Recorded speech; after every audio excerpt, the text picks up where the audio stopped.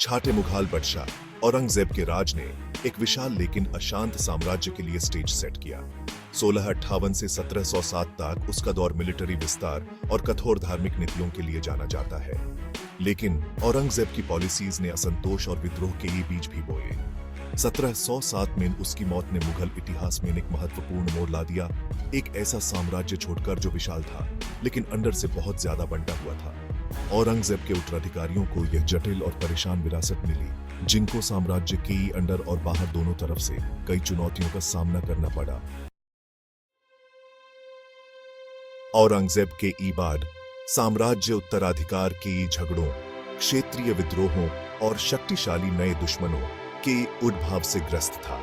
कभी दुर्जय मुगल सेना लगातार युद्ध और आंतरिक विभाजन से कमजोर हो गई थी। औरंगजेब की मौत ने उसके बेटों के बीच उत्तराधिकार का एक क्रूर युद्ध शुरू कर दिया, जिसे मुगल राज्य और भी अस्थिर हो गया। नया बादशाह बहादुर शाह को अपने भाइयों के विरोध का सामना करना पड़ा और अपना अधिकार मजबूत करने के लिए संघर्ष करना पड़ा। उसका शासनकाल हालांकि छोटा था, 1712 में खत्म हो गया, जिससे साम्राज्य और भी अराजकता में डूब गया। मुगल साम्राज्य का पतन अचानक नहीं बल्कि टुकड़े टुकड़े होने और पतन की एक धीमी प्रक्रिया थी, जो दरबारी साजिशों और सत्ता संघर्षों से और बढ़ गई, जिसको बाद के बादशाह संभाल नहीं पाए। बहादुर शाह की मौत के बाद साम्राज्य ने मुगल बादशाहों का एक के बाद एक आना देखा। 18वीं शताब्दी के पहले भाग में जहांगीर शाह, फर्रुखसियार, मुहम्मद शाह और अहमद शाह वो लोग थे जो तख्त पर बैठे।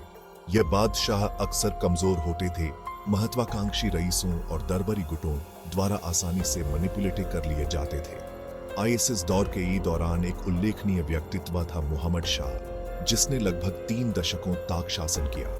उसके शासनकाल को विशेष रूप से 1729 में फारसी शासक नादिर शाह द्वारा दिल्ली पर आक्रमण के लिए याद किया जाता है। यह घटना मुगल प्रतिष्ठा के लिए एक अपमानजनक चोट थी, जिसने साम्राज्य की भेद्यता को रेखांकित किया। मुहम्मद शाह के बाद आने वाले बादशाह और भी कम सक्षम थे। वो शक्तिशाली रईसों पर निर्भर होते गए, जो सेना और खजाने को नियंत्रित करते थे। कभी निरंकुश शासक मुगल बादशाह केवल नाम मात्र के शासक बनकर रह गए। उनका अधिकार मुश्किल से दिल्ली में लाल किले की दीवारों से आगे बढ़ पाता था। मुगल बादशाहों की शक्ति के पतन के साथ साथ क्षेत्रीय शक्तियों का उदय हुआ। डेक्कन में मराठास, पंजाब में सिख्स और बंगाल के नवाब्स ने अपनी स्वतंत्रता का दावा किया। कभी एकीकृत मुगल साम्राज्य स्वतंत्र और अर्ध स्वतंत्र राज्यों के एक समूह में बंट रहा था। मुगल साम्राज्य का सामाजिक ताना बाना भी बिखरने लगा था। मुगल दरबार, जो कभी शिक्षा और सांस्कृतिक प्रतिभा का केंद्र था, साजिश और गुटबाजी का अड्डा बन गया। मुगल बादशाह अपने अस्तित्व के लिए चिंतित अपने प्रजा के कल्याण की उपेक्षा करने लगे। हालांकि मुगल साम्राज्य का सांस्कृतिक उत्पादन कुछ क्षेत्रों में फलता फूलता रहा। मुगल चित्रकला, वास्तुकला और संगीत ने अपनी विशिष्ट शैली और भव्यता को बरकरार रखा। हालांकि मुगल संरक्षण के पतन का कलाओं पर नकारात्मक प्रभाव पड़ा।